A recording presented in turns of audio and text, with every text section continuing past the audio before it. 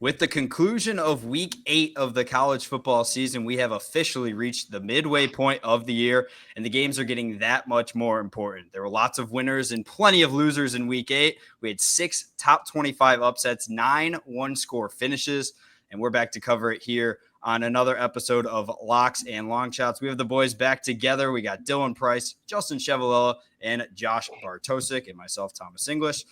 Boys, we got a jam-packed episode today. We're going to give some updated conference champion predictions.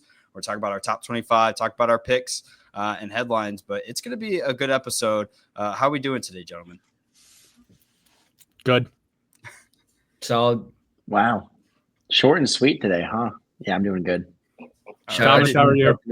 I'm doing great. Good. I'm glad.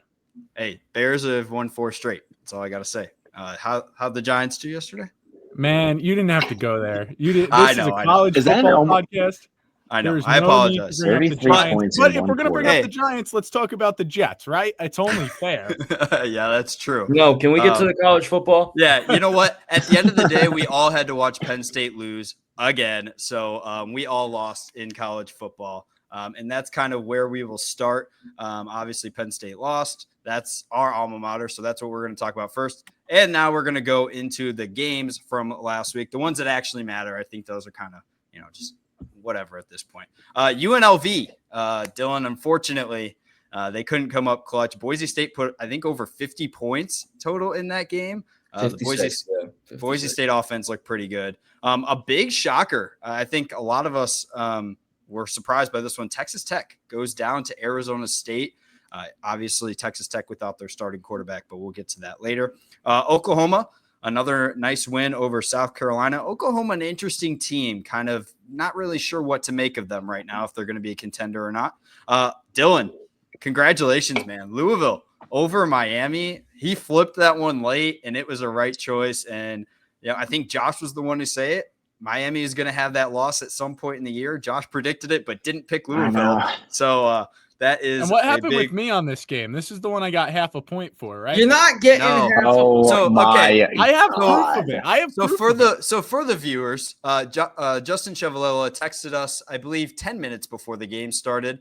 It was before it started. That's the. And said, I think Miami is going to lose. And now he wants to have a point, despite having the opportunity to pick Louisville outright on this podcast. I have the text here from Thomas in the group chat that says, fine, I'll give you half a point. I'll give you that half a point. When the graphic goes up, the mouth shut up. But then he said, look right here. Look what he said right here. He said he'd actually give me a full point. I'm not asking for a full point. I'm asking for my half a point. I was done with the only person that, by the way, said they'd give you a full point is Thomas. There was no group discussion about it. Yeah, he's the leader. He's commissioner. I thought we elected him. I was going to do it just because I didn't know if anyone else we didn't have a single vote. By what election? At this point, you went in and changed it yourself. That's a violation of the rules. So therefore, no half point for you. Mm-hmm. Next time, just pick Louisville outright. How about that? Is that fair? Nuts to do it. Do it with your chest, I think that's a fair point to make. I mean, I had Miami until Friday behind night. closed doors. I believe I gave you the chance. So I thought I gave Dylan the chance. Here's my argument. You did give him the chance on the show. Grant has all week to make his picks, right? Grant's still in last. So I can't change mine. He had 8 out of 10 this week, though. I can't change up mine Friday before the game starts. I think that's a little hypocritical. Well, then we should start filming this later in the week. But, yeah, probably, guys. But at the end of the day, you did not get that half point. Congrats to Dylan for the Louisville pick. And maybe we should all start picking some random ones here and there because it may work out in your favor. A big one. Georgia Tech gets a nice win over Duke. Georgia Tech looking really good right now. Vanderbilt, Diego Pavia, he's making a good case for a Heisman finalist this year. They beat LSU. That was a good game for sure if you watched that one. And then the Holy War. Grant and I both picking BYU. And, I mean, if you stayed up late to watch that game, it was a good finish. BYU coming out with a big win over Utah. Notre Dame played really close with USC for the first half, 3/4 of the game. And give a lot of credit to USC for fighting. But Notre Dame, I mean, they just continue to get better week in, week out. And that's going to be kind of their signature win right now on the resume. So big win for them. It's going to be their only win, and it's going to somehow carry them into the playoff. Yeah, unfortunately. I mean, although this Navy game, and, we'll talk about it, when we get to it, but that Navy game could end up being big. Alabama with a nice win over Tennessee. I'll tell you what, that Alabama defense is starting to come around. I believe Tennessee was number 1 in scoring coming into that game, and they held them to, I think, 20 points. So that is a big win for Alabama. And then the big game of the week, Ole Miss in Georgia. Man, that was a shootout. I mean, that was it seemed like, punches were just being traded back and forth. Every time a team looked like they took control, the other team came back and scored. So Georgia does come out with the win. Dylan and Josh got that one wrong. And Lane Kiffin, hey, come to Penn State. We wouldn't mind it. I mean, that would be, that'd be a nice little hire for them. But that is your Week 8 recap. A lot to talk about there. Some teams starting to separate, some teams starting to fall back. Dylan, we'll start with you. What's your headline of the week? It's spooky season, boys. We are getting closer and closer to Halloween. So my headline is Friday Night Frights. For the second time this season, we saw a top-tier ACC team go down on Friday night. First, it was Florida State. UVA rushed the field. We still don't know if that kid's alive. First off, we found the wide receiver who went missing? Anyways. I don't think so. Then we kind of flipped the script here, and there was one guy who said last week, he was going with Louisville. Felt like Miami was due at some point. I've been bullish on Miami all season long. And now I just got to say one thing. It's all about the Lou, not the U anymore. Listen, I still believe in Miami. I still believe in the Hurricanes. This is just a year where, one, Friday night's scary, but two, everybody's got a target on your back all season long. It gets harder and harder to go perfect. AP top 10 teams have lost 18 times this season. That's the most through 8 weeks of a season since 2007. A number of top 10s went down this week: Miami, Ole Miss, Texas Tech, and LSU. And then also you had Tennessee lose. You had a lot of top teams go down. It shook up our poll, which we'll get to in a little bit. But it all began on Friday night, just as it did when the whole whiteout hoopla that we'll forget about happened, and just as it did again this week. A lot of top teams are showing the dents in their armor, and I think it's starting to really show the tiers of who legitimately, in my opinion, has a shot to win the national championship, and who's going to need some magic to happen, who's going to need more of those upsets, more of those top 10 teams going down, and who's going to need to get hot at the right time. So just for the sake of spooky season, it's Friday Night Frights, and it's all about the Lou, baby. Yeah, there are some teams every week. It seems like a top 5 team is going to lose somewhere, or multiple top 10 teams, and plenty of top 25 teams are going to go down. So, Justin, we'll go to you next.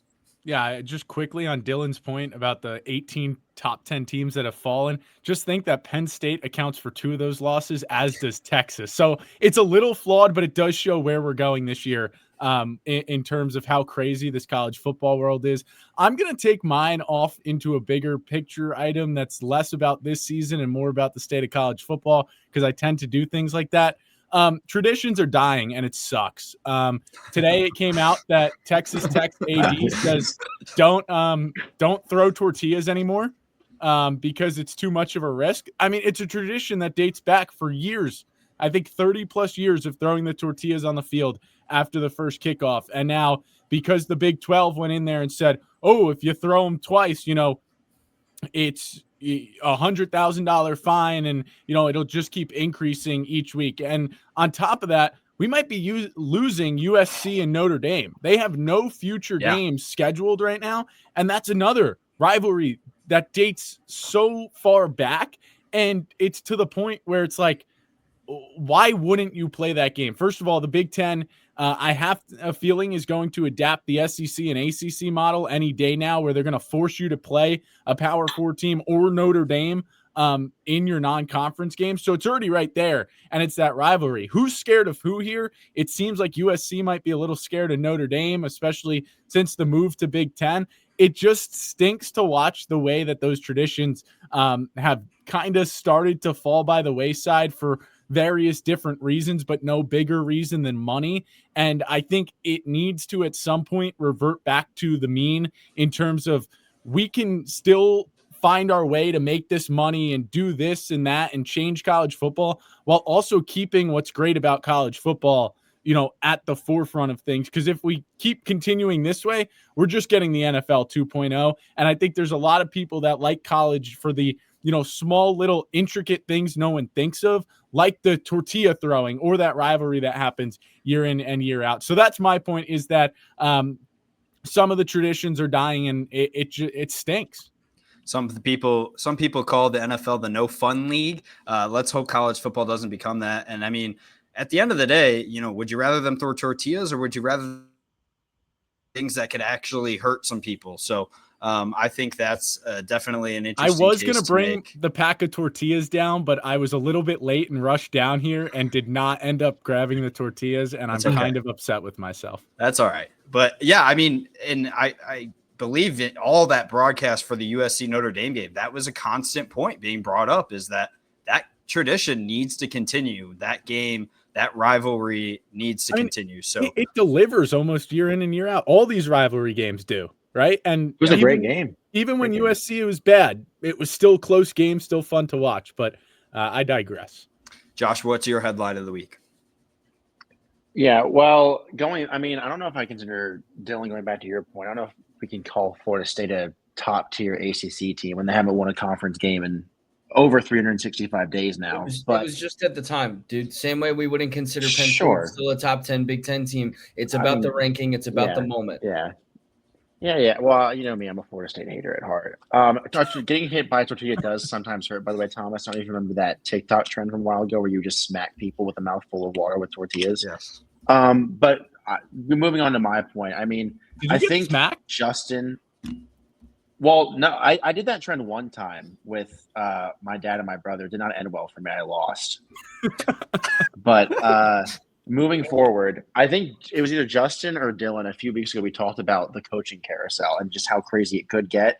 And I think we are in for probably the wildest coaching carousel. It might already be the wildest coaching carousel. 11 job openings, 8 of which are in Power 4 conferences. And earlier, just what was it, yesterday? Or it was yesterday.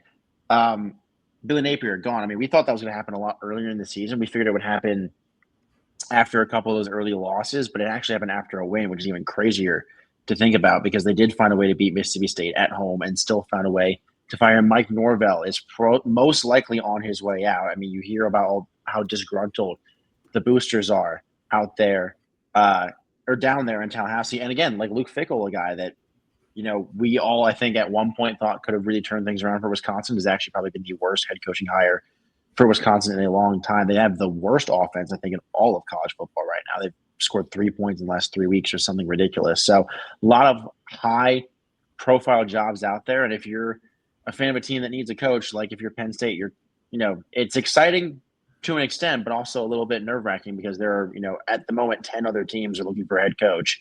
And it's going to be a dogfight to try and find the guy to lead your program. But just kind of shows the new era of college football. I mean, you don't perform, you're out the door.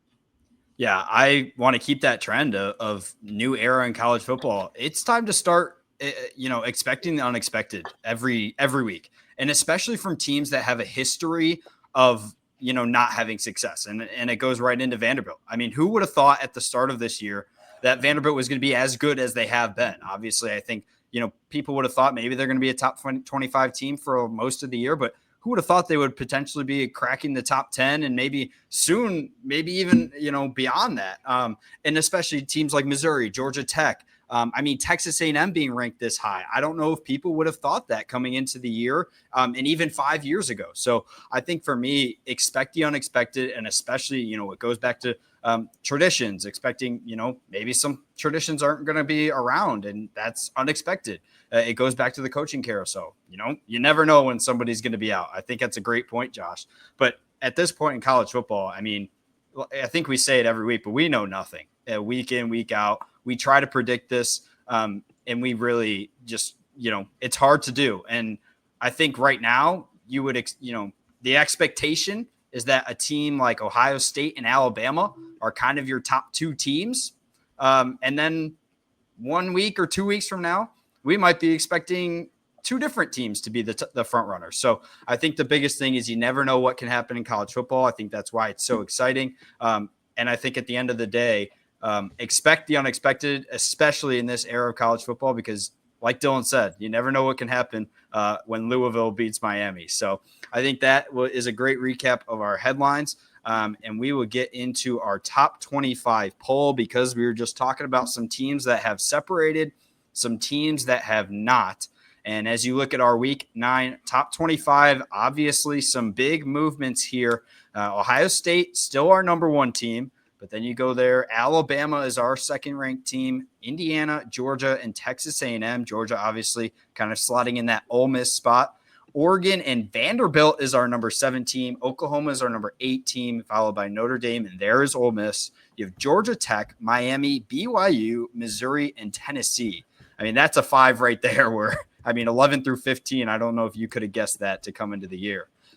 16, we have USF, Texas Tech, Louisville, Virginia, and LSU.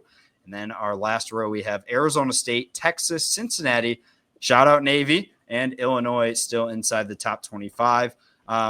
This is definitely a shaken up poll from last week. I think everybody moved at least 1 or 2 spots in one direction or the other. So Justin, you're at the top of my screen. We'll start with you. What stands out? Yeah, I think we have course corrected in a sense in college football. And I think, this is more of what we probably expected to see with an SEC, dominant poll here. Like I think I mentioned a couple of weeks ago, obviously the Big Ten holds 2 of the 3 top spots in ours, and it holds the top 2 in the AP. I think talks to the strength of the top of the Big Ten, although the bottom of the SEC is way, way, way stronger than the bottom of the Big Ten, specifically this year, with, some of the teams that we thought were going to be good, like Penn State falling out, bottoming out, and not even being able to win against Iowa. I think most, about the course correcting is there's some teams on here that still have more course correcting to do. I'd love to point out, LSU hangs on. Who's their best win? Tennessee's hanging on. Who's Tennessee's best win? There's going to be more teams and a lot more changes coming in the next couple of weeks. And I think this week was finally one where you're now 3-4 games into conference play. So we're finally seeing exactly what you look like against good competition, right? The SEC still has games lined up against Mercer in the next couple of weeks, like they always do in November. But we're getting to the point where there's such a good slate each week that there is so much movement. And it's the top, kind of eating itself alive, which is fun to watch because I think it adds that dynamic of what's going to happen next. You said, Thomas, expect the unexpected. But at this point, it's expect what's expected. And what's expected used to be unexpected, but it's expected that things are going to get crazy every week. I know it's a lot of, expected and unexpected. Ohio State's next up to really be put to the test. They haven't been, right? Who's Ohio State's best win as they hold on to the number 1 slot? So there's still a lot to change up here. And I think it's just fun to see how it's kind of materializing a lot different than it was, a month ago when you guys sat here screaming at me for Penn State being number 7 in my ranking. So I think it's fun to watch how this is materialized. I think it's also interesting to note with Justin's point of resume that having wins isn't necessarily the top, the top point to make right now when we're ranking these things. You're starting to look at which of those wins are considered the quote unquote best wins and which are bad losses at the end of the day. So, a 7-0 team like we have at Navy, they don't have a best win right now. So that's why they're, at 24 in our poll. But you start looking at those teams like Alabama, they have a lot of good wins. Indiana, they have a good win at Oregon, but who else is their good win? So I think it's important to note that at kind of up until now, I would say you're more picking teams based on how many games they've won, maybe some early results of, upsets, things like that. At this point, you're starting to pick based purely on resume of best wins, bad losses kind of a thing. So Dylan, I'll go to you next. I actually am going to cede my time to Josh first because I don't know. I feel like he always gets kind of up in arms about the poll. All right, Josh, go ahead. I don't say I have too many issues. It's just like tiny things. Like I think Texas A&M should still be slightly ahead of Georgia. Because they're still undefeated. Their best win is now against in our poll number 9 Notre Dame. I think Notre Dame may be slightly a bit too high. But I mean, again, like what we've kind of talked about is that it really has sort of really seemed to shaken itself out. I mean, there especially this week too. I mean, I think we punished both Miami and Texas Tech the same amount. They both dropped 10 spots in our pool. I think that, is accurate. If we're going to punish both the teams for losing to teams that then became ranked, I think it makes the most sense. I still don't necessarily agree with Texas being ranked because their best win, I guess, actually, no, never mind. Their best win's Oklahoma. That's fine. I don't really have any issues with it this week, honestly, Dylan. I hate to be that guy. You guys didn't look at mine. I was going to say, I want to bring up a point here. I believe, Justin, I believe going into it, if I saw correctly, when I just kind of briefly looked at everyone's poll, I believe you had Miami at 18 at one point. I did. Is that correct? Yeah, I moved them up. Okay. Miami's 14. So Miami's at 14, and then you have Arizona State at 18. Correct. And then Tulane and Texas Tech at 21. Yeah. Those are the things I noted, unless there was something else we should have been noting. No, I think that's basically what I figured. Miami would cause a little bit more of an uproar for you guys. Again, originally at 18, but then shifted them back up when I realized, hey, Justin, you're being a little bit stupid this morning because I did it like right when I woke up. I think I woke up like 8 a.m. on Sunday, and I was like, let me get this done. And then as I talked it out more, I was like, Miami should be up a little bit more. But, I mean, the results speak for themselves. And part of my logic for having Miami at 18, originally I had Louisville 17. And I was like, are we going to play this game where Louisville beat Miami? And, but Louisville also lost to Virginia. So is Virginia better than it's this whole game to be played? And that was the game I was playing originally. And I was like, that's not the game to be played. I'm ranking based off what I see in terms of these teams and what it looks like. And, for Texas Tech, for me falling that much, it comes down to, their best win, that Utah win, doesn't look as great anymore. And they just lost. And obviously they had a backup quarterback. So it's this whole game. And I think that's a team that's going to shift right back up throughout the next couple of weeks for me. But, it's just a whole kind of little bit of movement game. And, like I said, you said Tulane got in for me. Tulane versus Illinois, like for me, who cares at that point who's in, and why not reward Tulane for having a, little bit of a record, better record, and obviously not having a 53-point loss to Indiana on their resume. Yeah, I think it's an interesting point with Miami. I had them at 12. Josh had them at 10. And Dylan had them at 7. So, I mean, kind of all over the place with us. I mean, I feel like none of us really knew how to rank Miami after that loss. So you can't punish them too much for one. I mean, everyone has a bad game. And really the guy who had a bad game was Carson Beck. I think Justin brought it up when we were watching the game, that it was the Carson Beck of last year that showed up, the one that was struggling and had the elbow injury. And it was really brutal. But Miami still got some good wins. I mean, sure, the Florida State one doesn't look great, but they did beat Notre Dame. And again, Notre Dame was a top 10 team in our thing. I would make the argument that Georgia Tech and Miami should still technically be top 10 because they have, decent wins. A lot of people had Georgia Tech losing to Duke. Ole Miss, like we talked about, hasn't really beat anybody. That LSU win looks worse and worse as the year goes on.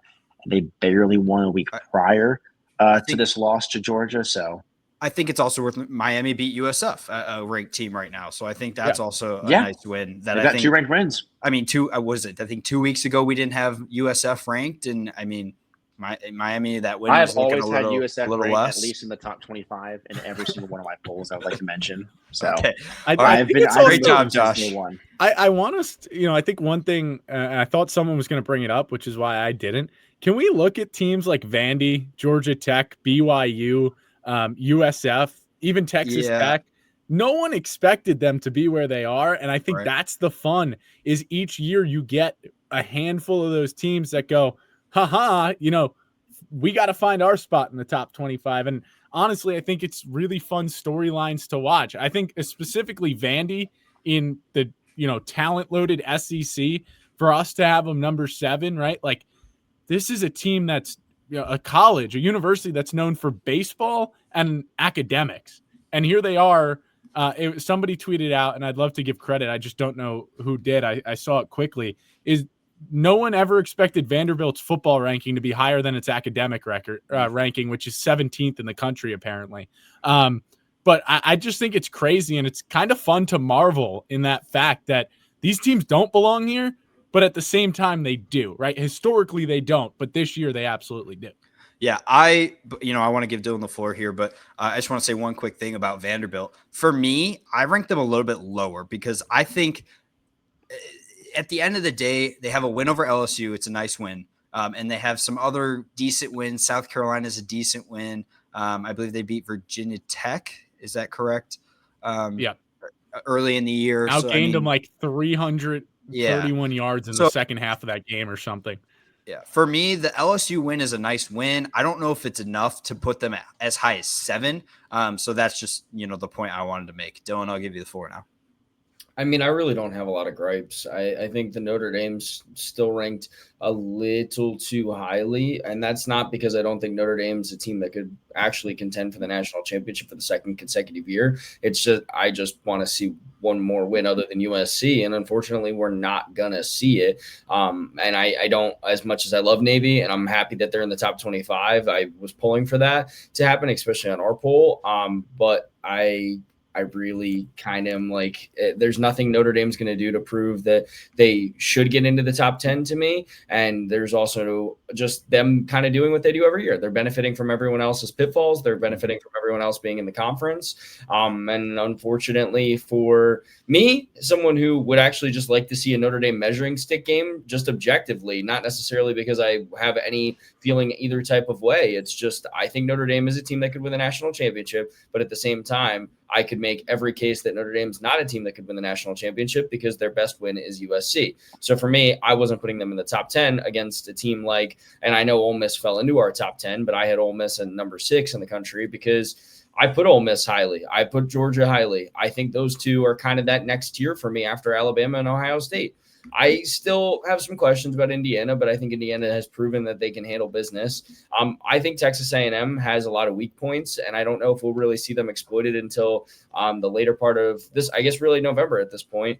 And I think there's a lot of holes I could poke in a lot of these teams. I also think too, some teams are being kind of criticized by the national media a little bit too harshly. I look at Oklahoma. I mean, Oklahoma's one loss is with their quarterback having a broken hand and having the guts to fight through it. And yeah, he made some mistakes. Yeah, their offense wasn't necessarily humming. It was also in a significant rivalry game against a Texas team that had everything to lose. And yet there was discourse heading into this week that if Venables doesn't pull off a win and if Oklahoma doesn't start getting some momentum, maybe there's some, momentum under his seat. And to me, that makes zero sense. Oklahoma's been really, really good all year. And I think Oklahoma's a legitimate top 10 team. And I still think there's some people doubting them when we should be poking holes in teams like Texas A&M or Indiana that have not really, in my opinion, proven that they are these world beaters as much as other teams. And I know, Josh, you're tilting your head, but then let's put Oregon on the hot seat. Their best win is still against Penn State. If you want to consider it Rutgers now, you can consider it Rutgers now. But I just think there's some teams we're not going to really see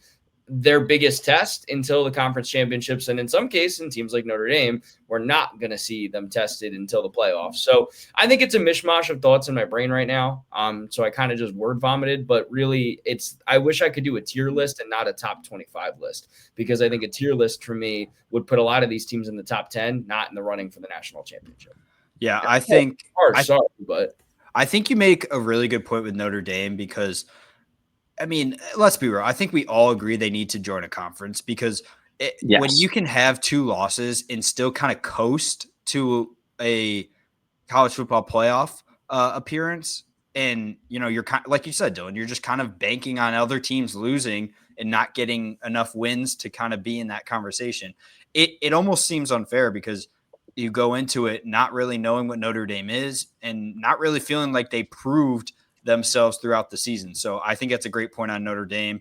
I don't think they need to join a conference though. That's my thing. What I will say is college football and seeing them against like some better teams because it is Notre Dame and they're historic and it'd be fun. Absolutely. I think they need to join a conference, but there is no reason. Notre Dame made it to the Final Four last year. Notre Dame has made it to the playoff.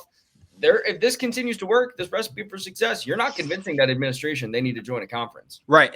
I think maybe the better way to say it is they need to build a better schedule so they can give more measuring stick games. I mean, like But you why said, I guess to Dylan's point there is why do you need That's those what I was- measuring stick games though? You if don't even need can to. coach Yeah. in, right? Yeah. I mean, that's from what I was the going to say. like that's why. Like I think Notre Dame still wants to play the USC game. It seems like USC doesn't, is what the reports are. Obviously, we don't know what it actually looks like. But like, do they even need to play that game, or could they replace it with, Mercer like the SEC does in late November, right? So Notre Dame, you're never going to be able to convince. I do agree with Thomas, though. I think they need to be in a conference. I think every college football team needs to be, but that's not a discussion necessarily for today. Yeah, 100%. Yeah, I think. Well, I get if the it's not point broke, too, don't because fix it's it. like, I mean, you have currently no ranked wins, and you are in the top 10. You're Well, going they to make do a have a ranked win. wins. USC Yeah. technically was a I think ranked win. what it would take. Well, yeah, but at the current moment, It's going to take a year where Notre Dame doesn't make it.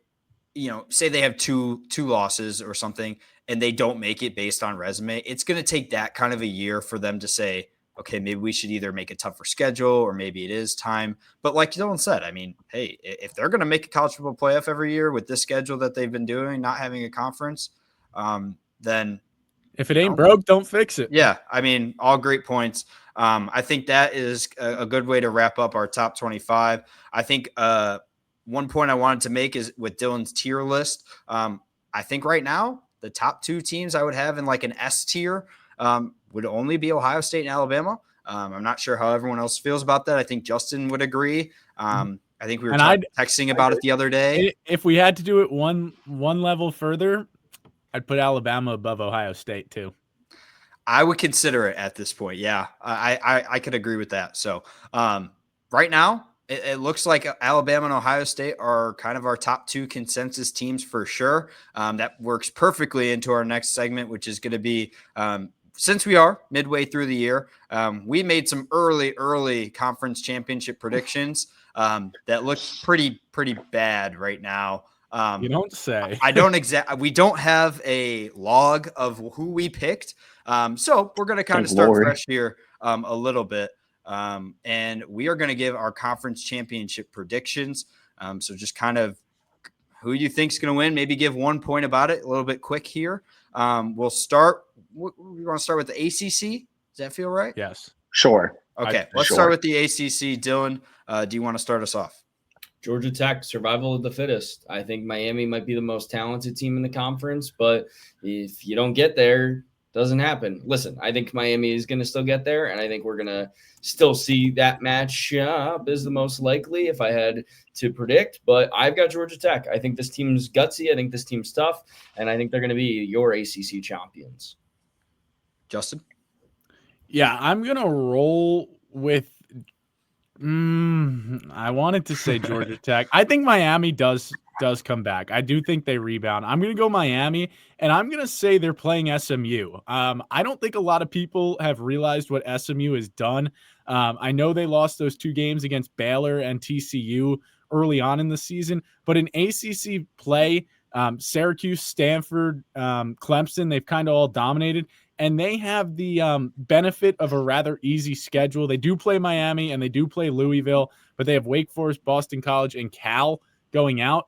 SMU is a team that could make some noise here. They get Miami, I think, in their fourth consecutive game or something like that. And obviously Louisville up and down. So I do have Miami, but I'm going to put a close second right now on SMU. Don't be surprised if the Mustangs go back to back. Yeah, I guess we should give some context here a little bit. Georgia Tech does lead the conference standings currently at 4-0. Virginia's right behind at 3-0, and SMU right there at 3-0 in the conference as well. And then you have some teams with a bunch of teams with one loss there. So, Josh, who do you like? I hate that you brought up the conference standings. I was going to bring up the fact that Virginia is technically still undefeated in the ACC because for some godforsaken reason, their game against NC State was a non-conference game. Does not make any sense. UNC and Wake Forest did that a few years too in the ACC. The only conference that I know that does that, it might be the dumbest thing I've ever seen. But I rolled with Georgia Tech at the beginning of the season. And I'm going to continue to roll with them. I think they're going to end up playing Virginia because, again, their one loss is in a non-conference game, and the rest of their schedule is pretty easy, albeit a game against Duke near the end of the season. So, I mean, SMU, yeah, they have an okay ish conference schedule, but they have to play Miami, like you mentioned, and they play Louisville. So I think that Virginia, with how easy the rest of their schedule is, are going to find a way to somehow be undefeated in conference play with a loss to a conference opponent. I love college football, but Georgia Tech's winning the whole thing. I'm going to go with Justin here. I like Miami still. I believe I picked Miami or I may have picked Clemson actually going into the year. But I like Miami. I think their schedule is favorable. I think the only loss they have in conference could be SMU for the rest of the year because it's on the road.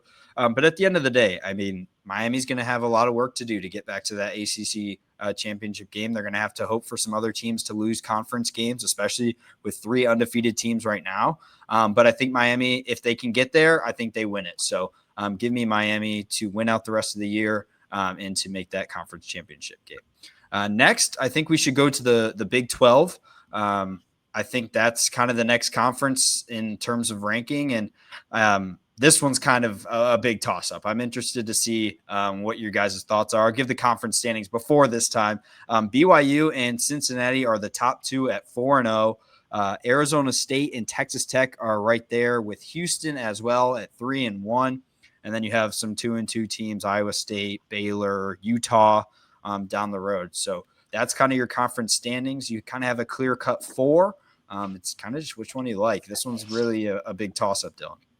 November 8th is going to be really exciting for me because I feel like that's part 1 of the Big 10 or Big 12 championship. I think we're going to see Tech beat BYU there at home, and then I think we'll run it back on barring some unforeseen craziness in the conference, which if there's any conference for it to happen, it would be the Big 12. But I think it's going to be Tech BYU. I think there's your part 1, and then I think your part 2 is going to be Texas Tech winning. I had made a joke to Justin a few weeks ago that I hadn't watched enough Texas Tech football. I had only watched highlights. I had only watched clips of games. Well, I got a chance to watch a large chunk of a game in Tempe in a pretty emotional game. I believe that was their Pat Tillman game this year. And it was a really, really great performance from Texas Tech to come back, battle back with a backup quarterback, and nearly knock off Arizona State in Tempe. And, a lot of people walked away saying, oh, Arizona State showed me they're a top 25 team. No, Texas Tech showed me they're a top 10 team in the country by battling back in adverse conditions in a pretty tough environment as well in Tempe that Kenny Dillingham has curated there.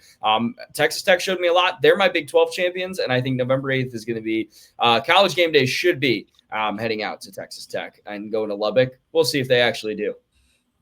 Justin? Yeah, I'm going to roll with Texas Tech as well. This is the one conference that I said early in the year that first game in Dublin was actually just going to be the Big 12 championship down the road. I'm kind of with Dylan here. Texas Tech, BYU in 2 weeks, certainly, a chance to do it. But this is a conference that's eating itself alive, just like the SEC kind of is. This is probably the second hardest to predict outside of the SEC, just because there's so much parity. I think a lot of people are sleeping on Houston, who's 6-1 to this point. Their wins aren't impressive, but they have a pretty dang good football team there, and they could play spoiler. They have Arizona State this week. So I think Houston actually has the chance to play a big role in deciding who's going to the Big 12 championship. But the one team that doesn't have to face Houston because they already did is Texas Tech. I have them winning the championship as well. Josh? Yeah, I'm going to go with Dylan too. To the exact T of Texas Tech, BYU, and Texas Tech winning. I think this one loss to Arizona State doesn't really – we have seen Texas Tech play well with their backup quarterback. We saw it against Utah. But you can't fault them that much for a game against Arizona State. That is still a pretty good team. They had just gotten Sam Levitt back at full capacity this week as well. I think, again, sometimes these mid-season losses humble a team. Sometimes it's the early season losses that humble a team. You look at Alabama against Florida State. They look like the best team in the country right now. I think Texas Tech comes back from this loss, especially after dominating every single game they've played, winning each of their games by double digits. And they come back stronger from this. And you kind of march their way back to the Big 12 championship. And I think they will ultimately end up winning that one as well. I think when you look at this, BYU still has to play Texas Tech, still has to play Cincinnati. Texas Tech obviously did not play with their starting quarterback. But I do think Arizona State, they're a team I believe I picked either to make it or to win it, one of the two. I still think Arizona State makes the championship game. I actually think that it is going to be a rematch of Texas Tech and Arizona State.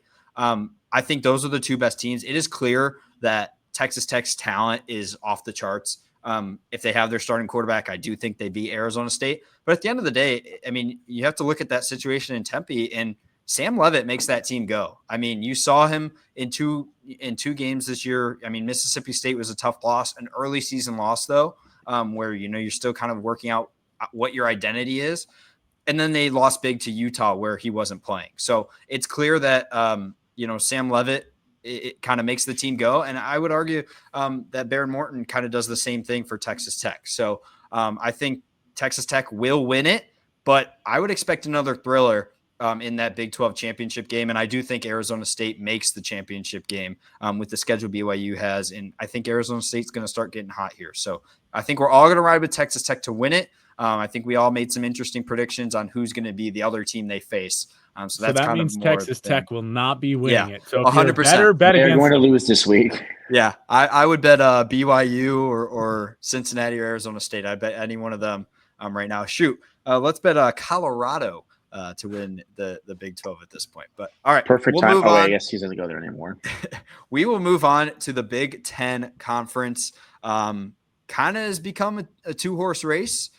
This conference standing right now, undefeated, number 1 and number 2 in the country, Indiana, Ohio State, 4-0. Then you have Oregon, Northwestern, USC, Iowa, Michigan, a bunch of teams at 3-1. In my opinion, two-horse race, but we'll see what you guys think. Dylan? One side of this, I think, to me is already figured out, and that's simply just because of what they have left in terms of their conference matchups. The rest of the way, Georgia has Texas at home, Florida in Gainesville without a coach, and Mississippi State. Big 10. Wrong conference. I was so ready to roll. I like your points though. I do as well. Yeah. You know what's crazy? We were going to save Big 10 because we have Big 10 bias on this podcast. To me, it's simple as can be. Ohio State wins the conference. There's nobody else who's matching up with them. Buckeyes are the best team in the country. That's my apologies. I figured Big 10 was kind of straightforward a little bit as far as which two teams will be there. I didn't even think we needed to talk about it. Sorry. Yeah, fair point. Fair point. I think we all have the same teams. Yeah, I mean, I thought for sake of time, great. And speaking, Josh, go ahead, Josh. Do you have Ohio State? I have Ohio State playing Indiana. I do still think Ohio State is the best team in the country. I really love what Mendoza has done with Indiana and what Cignetti has done, but I still think the fact that Ohio State is the best defense clearly in the country and Julian Sayin looks like the best Ohio State quarterback in a while. I want to say Julian Sayin is quietly making a Heisman case per FanDuel. No one's talking about him. Per FanDuel, and I was going to get to this a little later, but per FanDuel, Julian Sayin has the third best odds to win the Heisman right now. I'm going to take Ohio State as well. I do think Indiana matches up well with Ohio State. I think those are two really good teams. I wish we had gotten that matchup that they had last year this year. Yeah, but I do think Ohio State wins. And Justin, I'm curious to see if you think IU or maybe Oregon or somebody else. So I think UCLA. Oregon sneaks in, and I've got to decide who loses between Indiana and Ohio State. And I kind of, Dylan, when you started going and saying, the strength of schedule, I know you were talking about an SEC team. I thought you were talking Indiana because Indiana plays UCLA, who's 3-4. I know they've gotten hot and 3-1 in conference play. But they play UCLA at 3-4, Maryland at 4-3, Penn State at 3-4, 2-5 Wisconsin, and 2-5 Purdue. You kind of question on Indiana's schedule who's there to mess it up. And you could kind of say the same thing with Ohio State, but they've got Michigan at the end of the year. And I believe they have USC thrown in there. They have UCLA as well. Yeah. Both teams have Penn State, and I put it on Twitter yesterday, and I'm going to put it out on the podcast today. Penn State will beat one of Ohio State and Indiana. I am confident in that. I know Dylan and I had a conversation yesterday. He kind of agreed with me. He can see it happening, I think, more so than agreeing with me. So I think one of the teams falls. So I think Oregon is playing in the Big Ten championship. I think Penn State's got a better chance against Indiana, but the Ohio State-Michigan game scares me. I'm going to say Ohio State-Oregon. I'm going to have Ohio State winning it. But one of those two teams is going down to Penn State in the next 3 weeks, and that I am confident in. I'd have more confidence if Penn State had a quarterback, but my question though, Justin, is even if Penn State beats one of Ohio State and Indiana. That's still only one loss. Yes, but then Oregon would jump them because Oregon has the what's it called one? Oh no, The but tiebreaker. Indiana beat. Oh, this is a rough one. Oh. Anyway, That's what I was going to think say. Is something Indiana crazy does have happens. the head-to-head. So Yep, you're right. I think something it's crazy happens. I think Oregon gets back in the running, and I'm just going to say Ohio State, Oregon for the simplicity, but I could see it easily being Indiana. Now, I would be interested to see if it is Ohio State that loses to Penn State, how that works, because I'm not sure what the other tiebreakers are as far as between it would be Oregon. Don't they go to like Indiana, points scored or something? Yeah, or something weird like that. I know it's different record, in every sport. I think it's strength of your record against conference opponents. Yeah, it's something stupid. It would be interesting. I think the only way that Oregon can get in to the conference champion, assuming all teams kind of win out or lose one or whatever, the only way Oregon would get in is a Ohio State or an Indiana loss. Or no, even Ohio State loss would have to be. I don't know. They would need one of those teams to be, I think, 2 loss teams. Yeah. So who knows? It may have already be kind of set that it's Ohio State, Indiana, but we're all going to ride with Ohio State. And now we'll get to the SEC because I feel like this one, there's a number of teams, obviously, every year that you could kind of pick. I mean, they have 4 top 10 teams in the ranking. Then they have Vanderbilt as well. So that's their 5th. And then a bunch of teams outside of it that still can compete. So, Dylan, you kind of tipped your hand a little bit, but we'll let you kind of get the floor fully now. As I was saying, I'll save my words and save my breath. Georgia's got a pretty easy slate the rest of the way. I feel like they locked up their spot this weekend by beating Ole Miss. I think Alabama gets in. I think Alabama wins. There you go. All right. Alabama is Dylan's pick. Justin, you've been high on this Alabama team. I love this Alabama team, but their schedule does them no favors the rest of the way. I think they still have 3 ranked opponents. They have LSU, they have Oklahoma, so they have two ranked opponents. I want to argue LSU and Oklahoma are both in Tuscaloosa. Yes, I was getting there. Sorry, apologies. It doesn't do them any favors, but it certainly will if they win those games because it just makes them that much better. I guess that much more experience this year against good teams to help them go deep in the playoffs. I'm with Dylan. Bama, Georgia. It sucks because we see it so often. I hope something crazy happens in this conference. I hope for fun we're watching Vanderbilt and Missouri with Bo Prabula and Diego Pavia. I'm just not high on that happening. Alabama, Georgia, and I think Georgia gets them in the conference championship game. It's tough to beat the same team twice. I would look out for Eastern Illinois upset over Alabama. I mean, you never know. He always brings out the fact that he's from Illinois. It's their bias. schedule. It's the worst game on their schedule. And like you said earlier, the SEC always schedules. Watch out for South Carolina. I do have to not say not after this year though. They got that 9-game conference schedule finally. Yeah, Josh, who's your pick?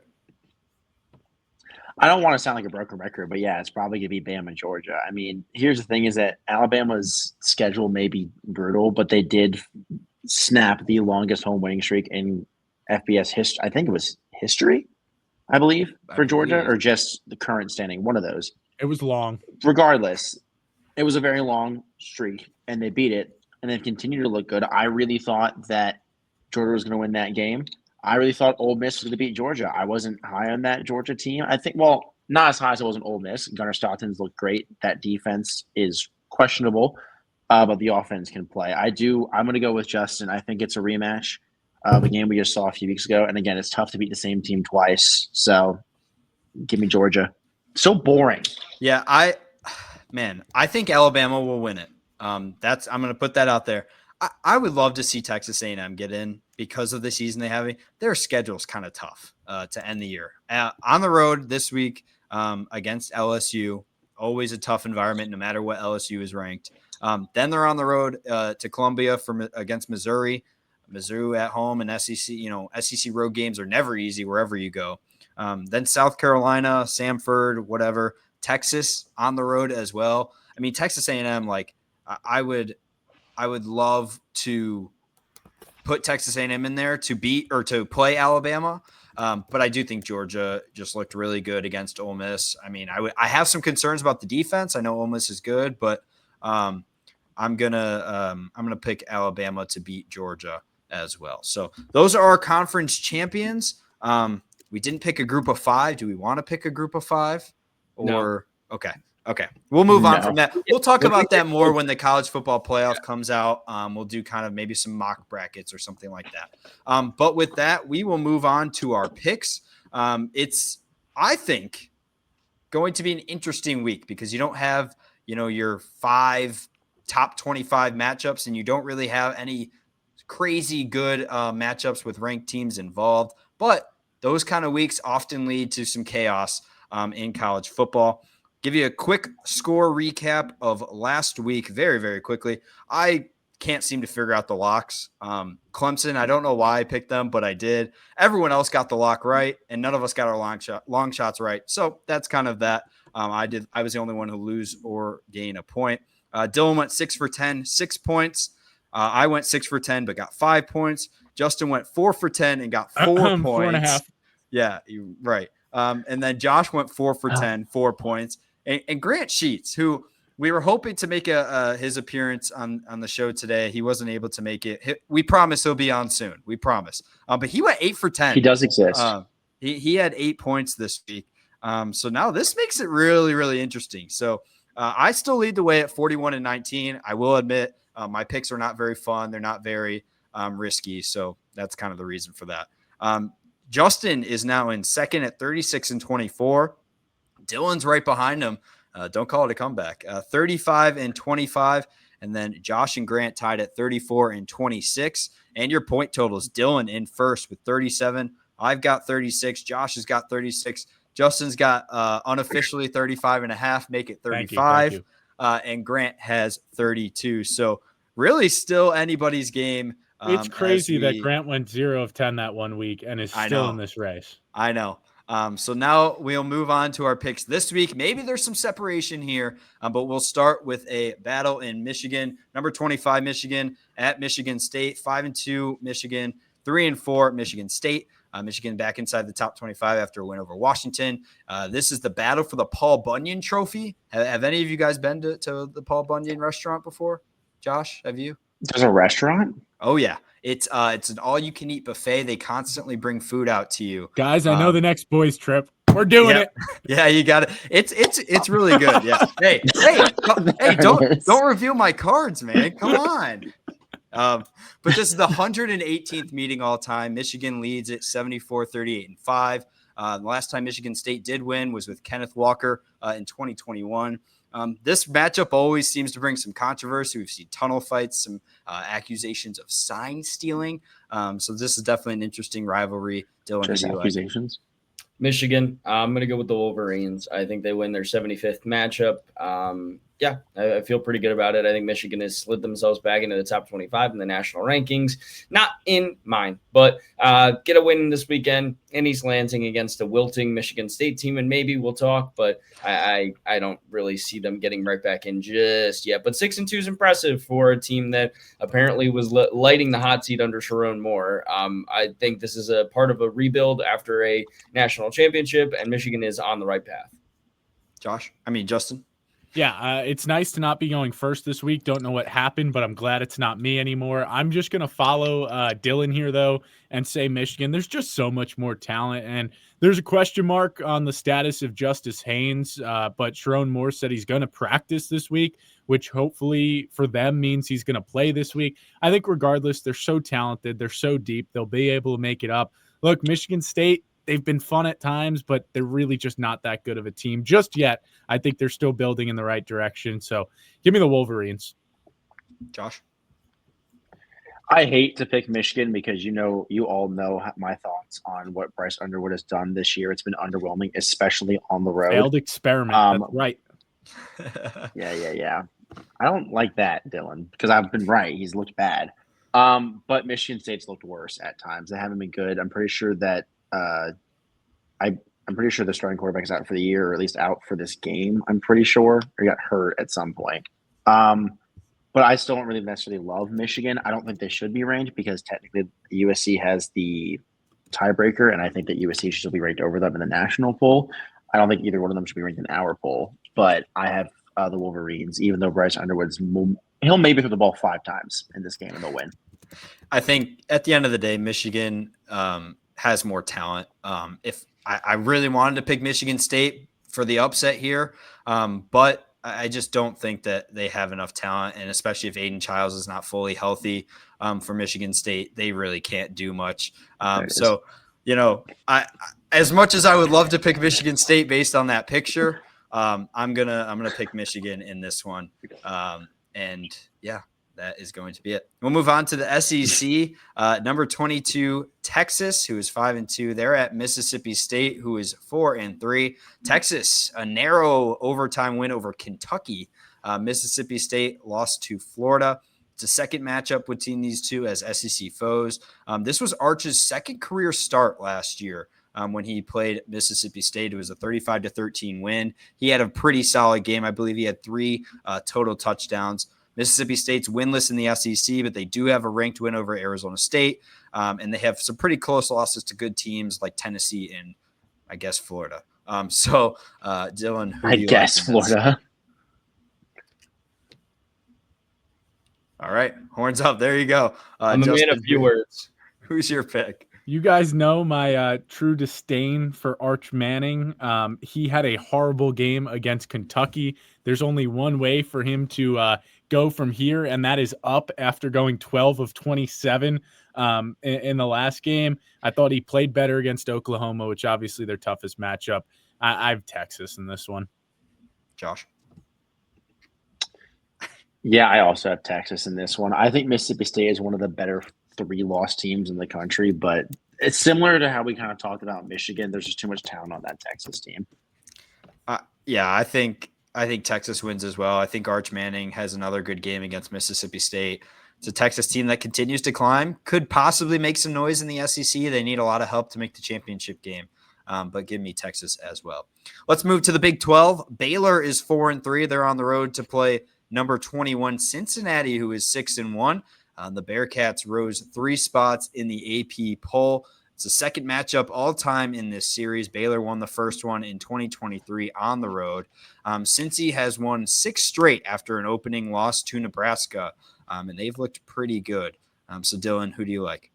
I think Cincinnati hit the nail on the head, Thomas. They've had a nice run here. I also think, though, that this is a Baylor team that, they're putting up points. It's a matter of the fact that their defense just can't catch a cold. And if they can do that in this game, I think they're really going to start to kind of spark as we head to the tail end of the season. They have UCF, Arizona, and then a Houston team that we'll see what they are by that point in the season for the final game of the year. They do have Utah at home. That could be dicey, but there's a realistic route for Baylor to finish out this season at 8-4.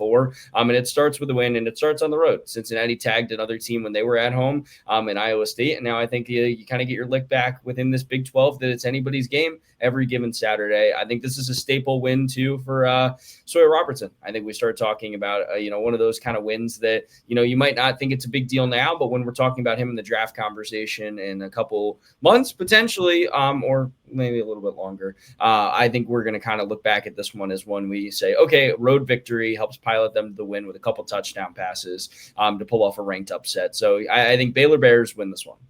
Justin?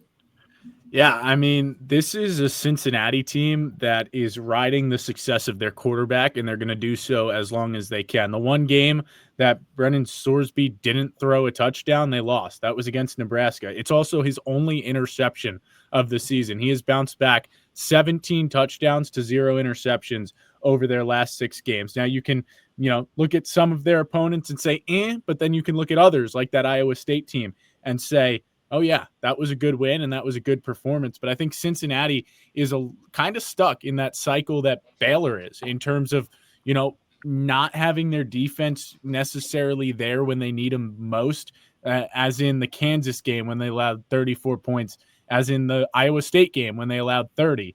And this is, I think, the best quarterback that they have faced all year in Sawyer Robertson. And I feel like he's due for a big game. I think he was one of the guys we were all high on early, but I don't think we've talked about him a lot since then because Baylor's had some tough losses thrown in there. Hate to do it because now it looks like I'm stealing what he's doing since he's going before me, but I'm riding with Baylor here as well. Josh? Well, this is why it sucks to always go to last because I'm also picking Baylor. Well, technically, and it's I'm strictly last. because of Sawyer. Well, technically, yeah, but you're just the host. We only ask you the one question a week Right, about right, how right. you're doing. Right. Yeah, Sawyer Robinson is one of the best quarterbacks in college football. Wasn't underrated to start the year, and now that Baylor's lost, people are forgetting that he's still a very good quarterback. 21 touchdowns, 7 interceptions is a very, very good rate at this point of the season. And yeah, I think Baylor gets that upset win on the road. Guys, listen, I love Sawyer Robertson. I think I mentioned him at one point early in the year that he was a top 3 Heisman contender at one point. I love Sawyer Robertson. He's not the problem. The offense for Baylor is not the problem. It's their defense. And it's been like that for the past, 5 years or so. It's going to be a shootout. Yeah, I mean, it's going to be a shootout, but I think Cincinnati's defense will be a little bit better. 42 points to TCU for Baylor. They get, barely beat Kansas State by 1. They gave up 34 points there. I think the Baylor defense is going to haunt them. And when you have a good quarterback like Sorsby, it's, you can't do things like that. If Baylor can get turnovers, then they'll get the win, obviously, because their offense, I believe, is better than Cincinnati. But I think Cincinnati wins this at the end of the day, especially at home. We'll stick in the Big 12, an undefeated number 11 BYU at 7-0 on the road to play Iowa State, who is 5-2. BYU with a big win in the Holy War against Utah. They jumped up 4 spots. BYU reached as high as number 6 last year in the poll. They're 7-0 in back-to-back seasons for the first time ever. Iowa State is off of an important bye week. They had previously fell to Colorado, needed a little bit of a regrouping. Both Big 12 road games for BYU have been one-score games, so been very close. Dylan, does Iowa State get the upset? No. This is a BYU team that kind of was a little bit getting in the scary territory on defense every single game up until this win over Utah at home. They were letting up more points per game. It went from 0 to 3 to 13 to 21 to 24 to 27. What you call that is a progression. What you call that is a trend. What you call that is worrying. And they kind of did a heck of a job this weekend against Utah to shut down Devin Dampier for the most part in that offense. Listen, he still had a good performance. He had 2 touchdowns through the air, but you force an interception, you force a mistake, you limit him to just over 4 yards per carry, and your defense has 8 tackles for losses, a couple sacks, and a couple turnovers. That's an impressive weekend, and that's an impressive day at the park. I mean, it's still impressive in Utah's end that they were able to keep up with them in that regard. When your defense plays that well, they limited the air attack of Bear Bachmeier, and I think that's the thing that Iowa State needs to try to do in this game is limit Bear Bachmeier through the air, make them one-dimensional, make them try to, make Bear throw the ball, to be honest with you. He hasn't necessarily proven he can do that at a super high clip, in my opinion. I think LJ Martin has done a hell of a job. Bear's done a great job on the ground. So stack the box, make Bear throw it, and then try to limit him in that regard. Iowa State's got good defense. Iowa State's got a good secondary. It could get dicey in Ames especially, but I'm going to go with BYU to just ground and pound their way to a victory. Justin? Everything is telling me to go with Iowa State. Go with the guy that I believed in from the start of the season in Rocco Beck. But somebody, and it has been wrongly attributed to Albert Einstein over and over again, once said, insanity is doing the same thing over and over and expecting different results. I have faded BYU consistently, and they have proved me wrong time and time again. So this week, I guess another week of college football under my wings, I have matured a little bit and said, until they lose, I'm not picking against them again. So I have to go with BYU here. As much as everything is telling me Rocco Beckton, Iowa is going to win this game, for the sake of my pick, I'm saying BYU. And I won't come asking for half a point on Saturday morning, but I will say right here, everything wants me to pick Iowa State, but I can't. So he's going to text us. Yeah. Oh, 100%. 100%. Expect us. He's texting in the fourth quarter of the game. I just said I won't ask for a point. I won't ask for a point or half a point. I'm just saying he'll ask for 2. It hurts to go. It hurts to go with BYU here. Josh, are you going with BYU or Iowa State? I am not going BYU. I will do what Justin can't do because he has decided to verbally say he has to pick BYU every single week. I still love this defense of Iowa State. Dylan, you brought up a good point about finding a way to limit BYU's air attack, or not limit the air attack, but make their offense one-dimensional. I think Iowa State can do that. I think this bye week comes at a very critical time. Yes, they lost 2 games in a row, but you forget that Iowa State defense is missing 2 starting corners. They were missing a bunch of guys on offense as well. This was a injured team. The hospital was full of injuries of Cyclones. And I think that week off will help. I think it has helped them regroup, not just physically, but also mentally. I think Matt Campbell is one of the most underrated coaches in college football. I think he's done a fantastic job making an Iowa State team that has never been relevant now into the relevancy of national media. And I think they get this big win this week. And he puts himself in the conversation for a lot of these teams that we talked about earlier need coaches. He's to put himself in the conversation with a big upset win this weekend. I think I picked BYU last week in a big test against Utah. I'm going to pick them again this week. They, just like Justin said, they've shown that every week they can win. They're 7-0 again for back-to-back seasons. I do think at some point BYU has a loss. I think, like Dylan said, it could be to Texas Tech. But for right now, I think Iowa State is reeling, and I like BYU. Our next matchup, also a Big 12 matchup, Houston at 6-1 on the road against Arizona State, number 24 and 5-2.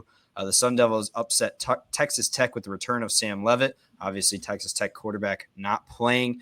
They're back in the top 25. Houston is coming off a win over Arizona in their last contest. ASU is 3-1 in the conference, like we mentioned. They trail BYU and Cincinnati at 4-0. So going to be an interesting matchup here, Dylan.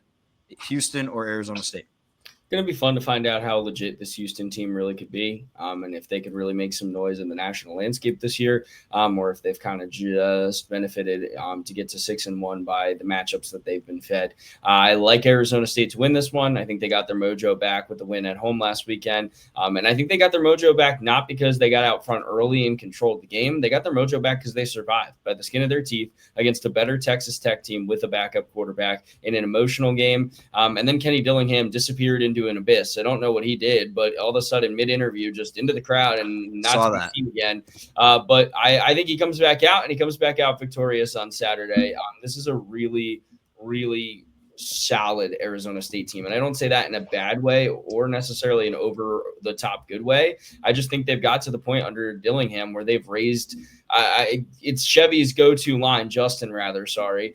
His line on Bomber Boys all the time is his ESPN radio line of revert back to the mean or whatever they say. This is them raising the mean. They've raised the mean for what Arizona State is as a program. They don't lose these games much anymore, and not under Kenny Dillingham, certainly. And Kenny Dillingham, there's a lot of coaching openings. I think he's staying in Tempe. I think he's committed to building a winner there, and I think that it starts with continuing to win games like these, which he's going to do on Saturday. Justin? Yeah, thanks for the shout out. I don't believe it, though. I am going with Houston here, and I don't know why. Maybe it's because I couldn't pick Iowa State like I wanted to, and I just wanted to be different here. But this is a Houston team that, yeah, their wins may be fluky when you look at who they're playing, and there's a lot of close games thrown in there. But Arizona State's games have been relatively close themselves. Obviously, a huge win against Texas Tech. I'm not taking that away from them one bit. But you do wonder, what if Baron Morton's the quarterback there for Texas Tech in that game? Does that make it a completely different game? I think it does. I think Texas Tech wins if Baron Morton plays last week against Arizona State. But again, not trying to take anything away. I just think this Arizona State team has been so up and down, right? A ton of ebbs and flows this year. When it seems like they got it going early, they fall, and then they get it going, and then they fall to Utah, and fall bad to Utah too, not just fall to Utah, and then obviously get a big win against Texas Tech to get back going again, or so they think. This is just a Houston team that I think Connor Weigman, their quarterback, has been good. He has been good at managing possession, right? 11 touchdowns to 2 interceptions, a lot of focus for Houston, been on the ground with Dean Connors, their senior running back. Something about this Houston team with Willie Fritz as their head coach. I don't think he gets enough credit for what he's doing in a state filled with football. Houston should probably be getting left in the dust year in and year out, but they're not because of what he's been able to do. So I have Houston winning this game. I'm riding with the Cougars in back-to-back picks, BYU and Houston. We'll see if that works for me or if it, doesn't, but I don't know. Just have that hunch this week that Houston gets a massive upset themselves. Josh? Any team that needs, I believe it was overtime, to beat a winless Oregon State team is not going to beat Arizona State. So that is pretty much my only reasoning here. And Sam Leavitt is fully healthy. Arizona State's going to win big time. I don't trust a team that struggles against a winless Beaver squad. I'm going to take Arizona State in this matchup. I think there's something brewing in Tempe right now. Like I said, Sam Leavitt makes this team go. He's pretty much fully healthy, I would think, at this point. And when he's at quarterback, I'm going to pick Arizona State. They burnt me last week when I didn't pick them. So I'm going to pick them this week and try to save myself a little bit. We'll move to a group of 5 matchup that going into it could have been a huge one for the college football playoff. It still can, maybe a little bit less. Both teams are 6-1. It's number 18 USF and Memphis. USF, they continue to stack wins, put up points. They're up 1 spot in the AP poll. They're the only group of 5 team currently in the AP poll. Memphis did suffer a tough loss to UAB. Want to give a shout out to interim head coach Alex Mortensen. His father would have loved seeing that in this past Saturday. 14th matchup between these two sides. Tigers won 21-3 last year. Could have been a top 25 matchup had Memphis not lost, but regardless, a good matchup for the group of 5, Dylan. USF has, outside of the Miami loss, not a hole on their resume. A Florida team that at the time was ranked is classified as a ranked win, 18-16 victory in that one. Boise State at the time was a ranked win, 34-7 victory. North Texas, explosive offense. They outshot them 63-36 in a shootout. Every other game except the Florida victory. And I guess in technicality, the Miami game hasn't even been within a score. And yes, that Miami game was just a beatdown and a loss. But outside of that, they've answered every question for me this season. I think if they beat Memphis, there's your non-Power 4 representative. I think there's your answer to your earlier question, Thomas. There's a great song I love called Walking in Memphis. USF's going to walk into Memphis and walk out the victors and pretty much locked in my opinion, to the college football playoff. You just said the victors, kind of like you say DeBoer. Do you think Kalen DeBoer is going to UAB or South Florida? Is that what you're telling me right now? It's not where I think he's going. My sources tell me DeBoer could be on the move. There is certainly a lot floating around about him, but these two teams have done a really good job of not just beating their opponents, but manhandling their opponents. When you look at it, they both have a loss on their resume. Obviously, I think we're more impressed with South Florida's resume because they've beaten some ranked opponents, and obviously their loss comes to Miami, who, as you know, recently as last week was the number 2 team in the country before falling. And then this Memphis team, right?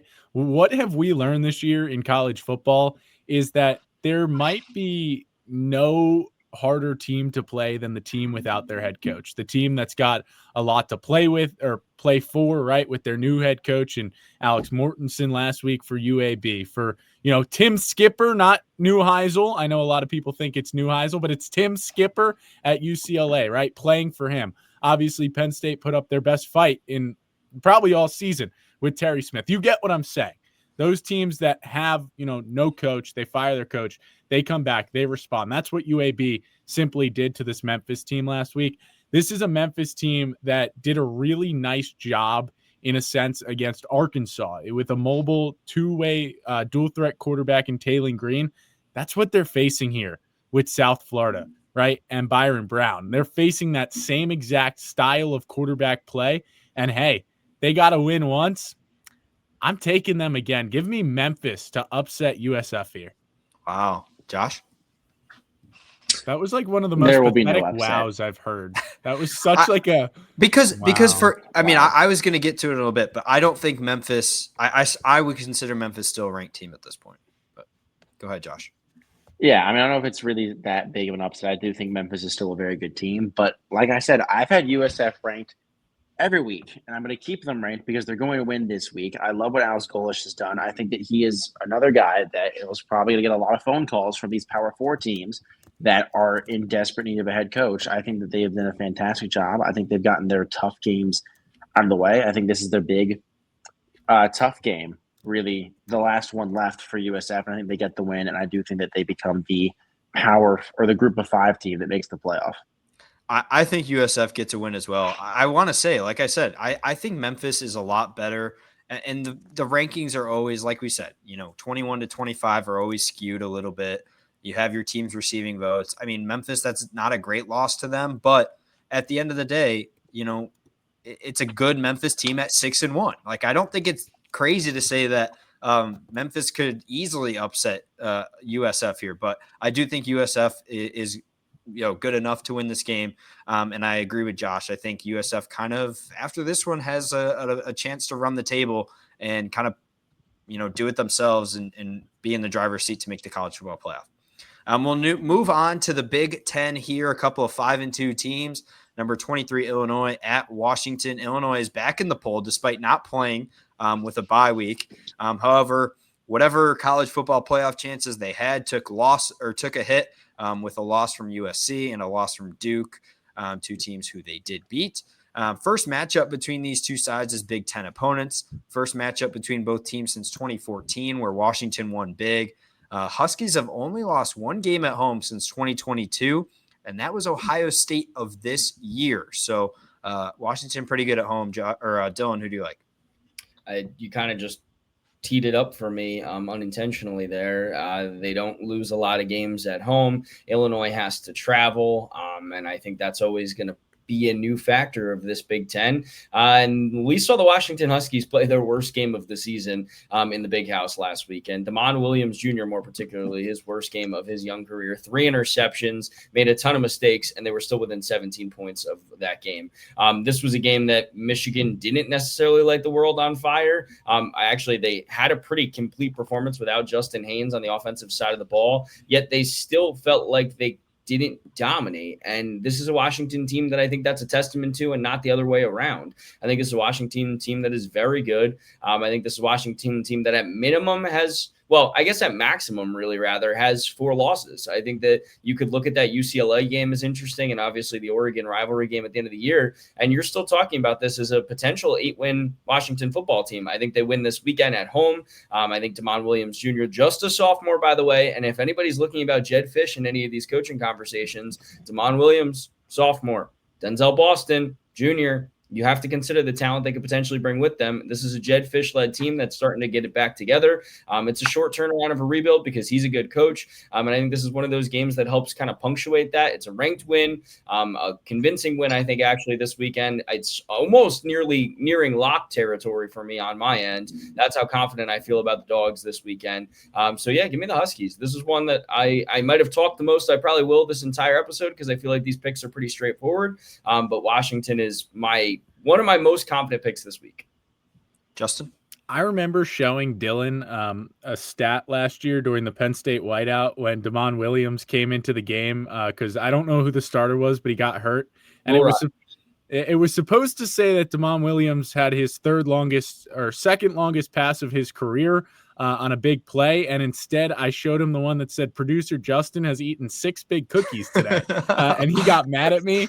That has nothing to do with my pick in this game. I just really wanted to throw that in there because it's a fun story to say. And I was really confused when he was mad at me during the next commercial break until we figured out what had gone wrong there. Look, this is an Illinois team that has lost to the top 2 teams in college football by the AP standard in Ohio State and Indiana. And neither of those wins was honestly remotely close. Ohio State won by 18, Indiana won by 53 points. And their wins aren't that impressive either when you look at them. They struggled to put away another struggling Purdue team, and they struggled to put away USC, which, USC is a good team, but that was a home game, right? And USC had to travel some distance.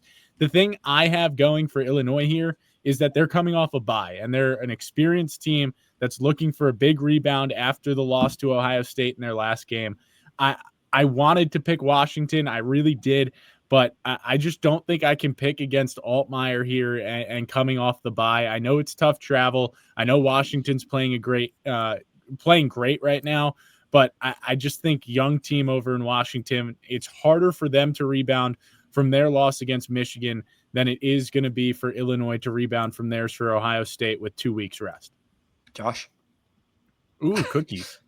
That's going to be so weird for the podcast listeners. Which, honestly, the Spotify's doing well. For reference, Dylan just put up a picture of cookies that looked really good. Yeah, they did. Oh man, Josh, I I just bought frosted sugar cookies today at the store. I might have one after this podcast. Have two. Have two. You've had a good my podcast. point- Have two and treat yourself. Thank you. I appreciate that. It's the one nice thing you said about me in a while. Anyways, moving forward, I'm also going on the side with Dylan, and I think when we talked earlier about Georgia's really long home winning streak, Washington's was right behind them, and it only got snapped by the best team in the country that we have all said undoubtedly this entire season, the best football team and one of the best defenses. And Washington in that first half against Ohio State was close. They were within 2 scores. It was like a 13-3 game at halftime. It was close. So I think Washington, especially at home, it's such a huge – they are the definition of a home field advantage, and they're going to win this one. I mean, you can talk about bringing back experienced guys, being an experienced team. We've learned this year in college football that being an experienced football team does not matter. It does not give you wins, does not make you a better football team. In a lot of cases, it makes you worse. So I've got Washington. I'm going to pick Washington as well. I just don't believe in Illinois. I like your point, Justin, about the bye week. I do think bye weeks really help teams. But on the road, a tough environment in Washington. I like Damon Williams a lot. I think he's a really good quarterback.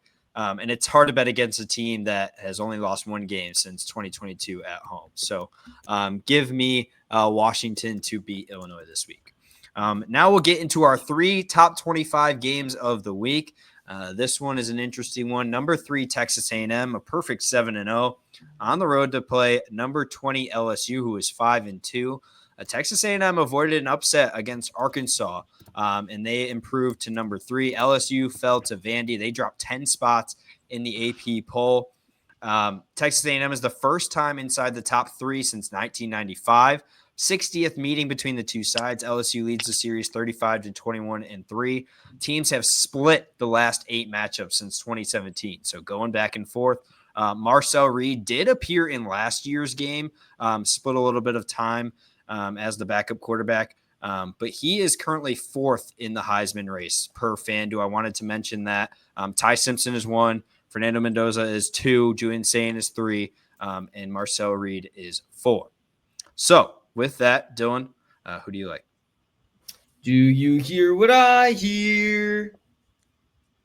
I don't know. It's just it's a song, and isn't that like a Christmas song? It is, and we're getting to that time of the season. And I'm not talking about because of Christmas. It's that time of the year where Brian Kelly shows his true colors, and we are finding out that this LSU team is very flawed. Do you guys remember a name for me? It's not that much of a throwback. Harold Perkins Jr. We were talking about this guy as a potential top pick a couple years ago when he posted 7.5 sacks and 3 forced fumbles. In the past couple of years, he has not exactly done that.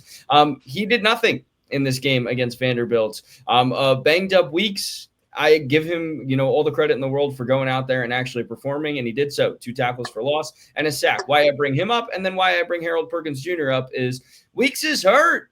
And yet he still had a better performance than Perkins Jr. and the rest of that defense. And then you go to the other side of the football, you go to their running game that still does not really have a legitimate number 1 rusher. Caden Durham finally giving him some run. The sophomore is clearly their most explosive rusher.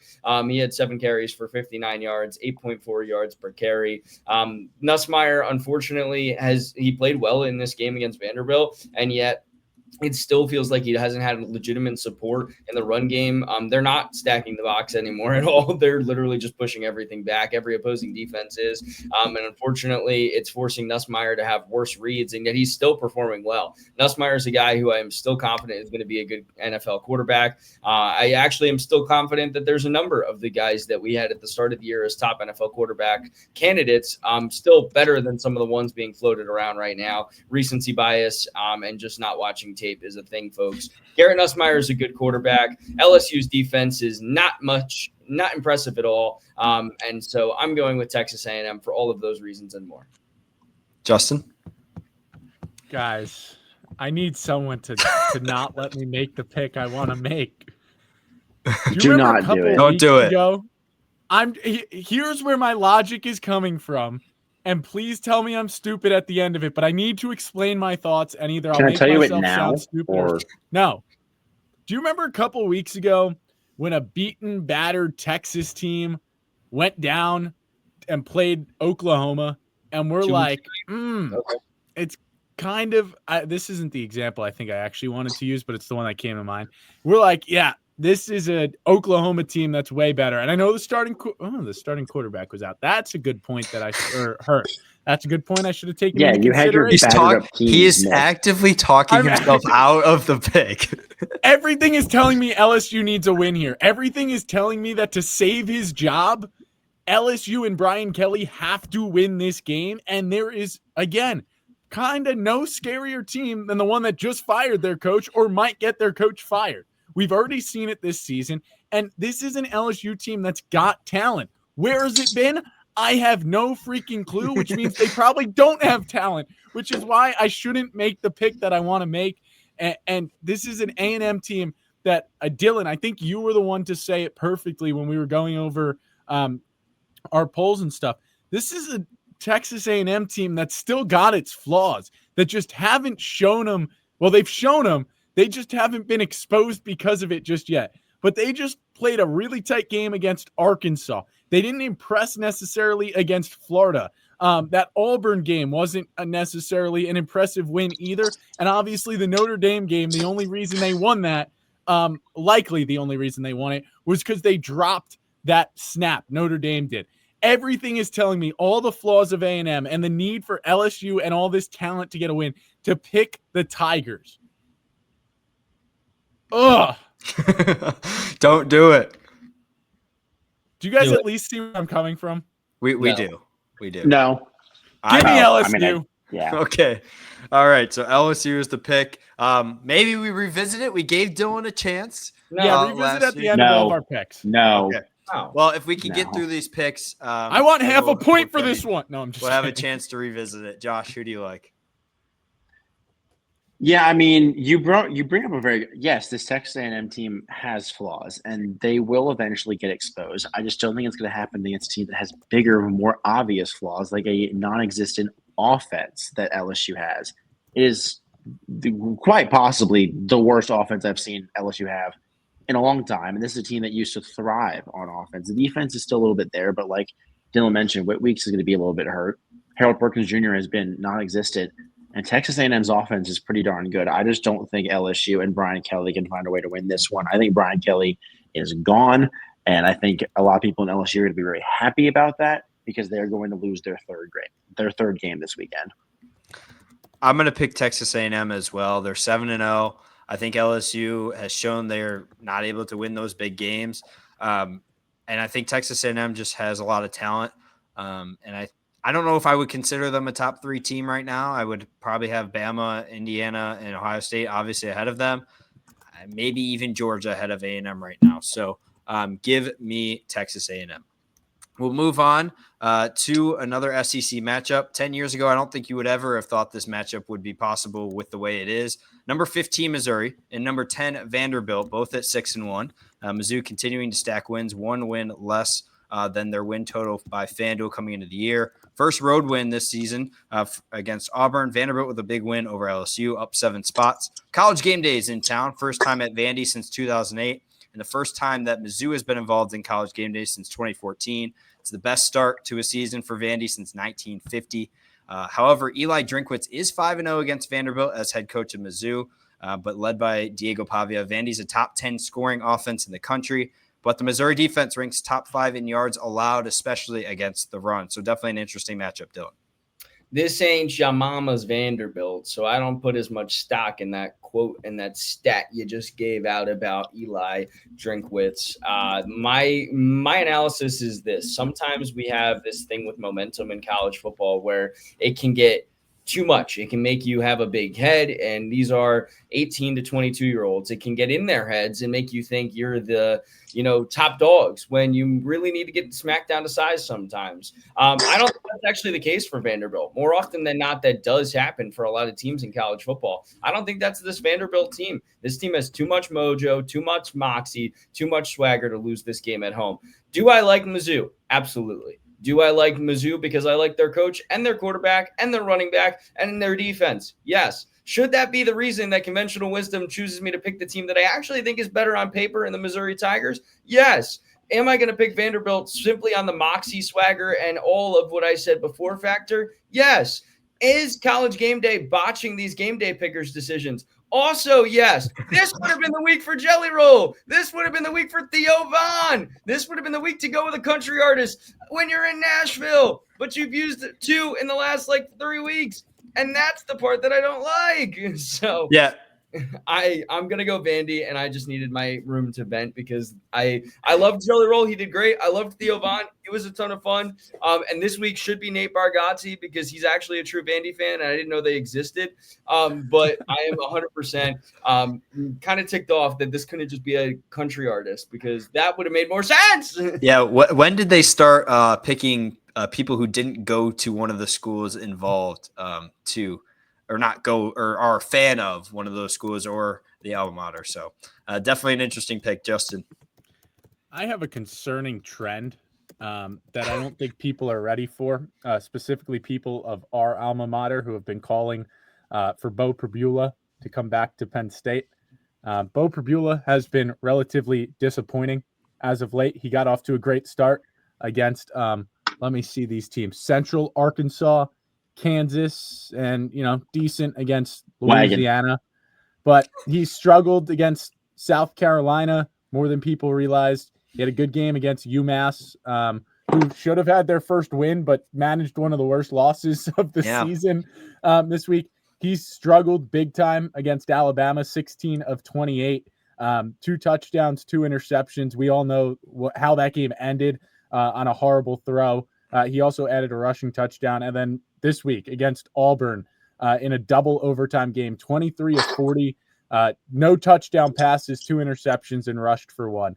Bo Pribula is, I think, a fun quarterback to watch. I think he was a fun, story at the beginning of the season. But the simple matter of fact is he has kind of started to show why Penn State wasn't – obviously Penn State wanted to keep him, but why Penn State obviously favored Drew Aller over Bo Pribula their entirety of both of their careers.